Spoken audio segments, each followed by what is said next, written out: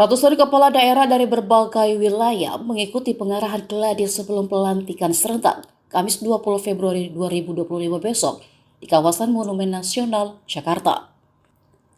Gladi ini sudah berlangsung sejak Selasa 18 Februari dan berlanjut hingga Rabu 19 Februari. Mereka terlihat kompak memakai pakaian olahraga dengan setelan kaos putih dan celana training. Di hari pertama gladi, ratusan kepala daerah terlebih dahulu diminta untuk melakukan gerakan pemanasan perenggangan otot. Personel kepolisian yang memimpin kegiatan juga memberikan instruksi bagi para kepala daerah melakukan sikap sempurna, penghormatan, serta jalan di tempat. Para kepala daerah diberikan contoh cara hormat serta jalan di tempat yang benar.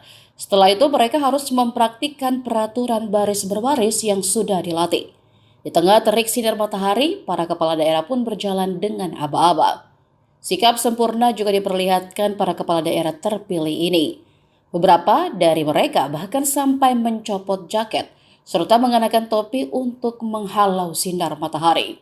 Mereka pun dijemur kurang lebih 15 menit.